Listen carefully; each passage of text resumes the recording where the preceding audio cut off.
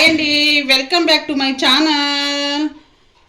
భక్షాలు లేక బొబ్బట్లు చేసుకోవడం ఎలా, దానికి కావాల్సినవి మైదా ½ కేజీ, శనగపప్పు ముందుగా నానబెట్టుకొని ఒక 2 అవర్స్ పాటు నానబెట్టుకొని ఒక 1 విజిల్ వచ్చే వరకు ఉడకబెట్టుకొని పక్కన పెట్టుకున్నానండి. ఈ విధంగా ఉడకబెట్టుకోవాలి. బెల్లాన్ని తురిమి పెట్టుకున్నాను, 2 ఇలాచీలు, నెయ్యి. ఈ మైదా పిండిని కలుపుకుందాము. కొంచెం కొంచెంగా వాటర్ పోసుకుంటూ కలుపుకోవాలి. కలిపినాక చూద్దాము. ఈ విధంగా చాలా సాఫ్ట్గా వచ్చేటట్టు కలుపుకోవాలండి. ఈ విధంగా కలుపుకొని పక్కన పెట్టుకుందాము, మూత పెట్టుకొని.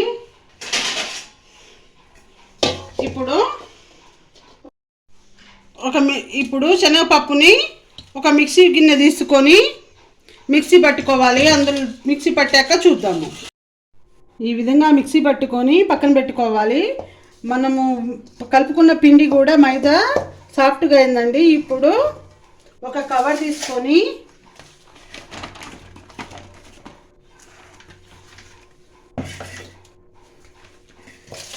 చపాతీ ఉండలాగా చేసుకోవాలండి. మనం తీసుకున్న మైదా పిండిని.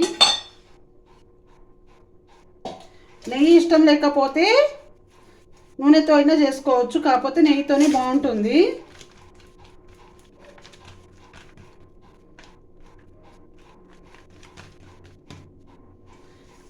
మనం తీసుకున్న ఈ ముద్దను కూడా చిన్న చిన్న ఉండలాగా చేసుకొని లడ్డులాగా చుట్టుకొని పెట్టి మధ్యలో పెట్టి ఈ విధంగా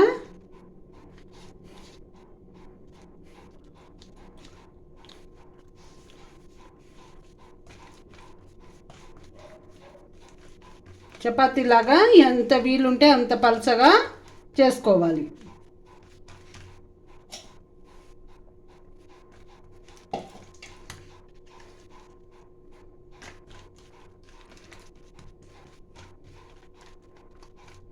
మేమైతే చిన్నగానే చేసుకుంటాము.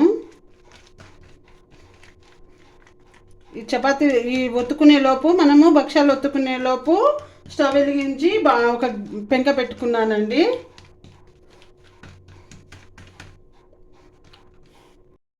ఇప్పుడు పెంక కూడా వేడైపోయిందండి.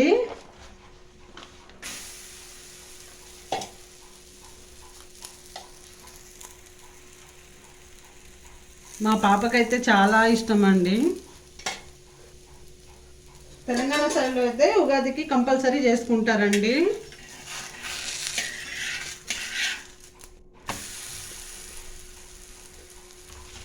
అది కాల్చేలోపు వేరేది తయారు చేసుకుందాము. అదేవిధంగా అన్నీ చేసుకోవాలండి. పూర్తిగా చేశాక చూద్దాము. అంతేనండి, భక్షాలు రెడీ అయిపోయాయి. మనం తీసుకున్న ½ కేజీ పిండికి ఇన్ని అయ్యాయండి. మా పాపకైతే చాలా ఇష్టము. మీరు కూడా తప్పకుండా ట్రై చేయండి. ఎలా వచ్చిందో కామెంట్ సెక్షన్లో కామెంట్ చేయండి.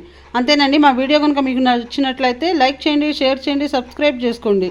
కింద ఉన్న బెల్ ఐకాన్ ప్రెస్ చేస్తే మా నోటిఫికేషన్లు మీకు వస్తాయి. Thank you very much.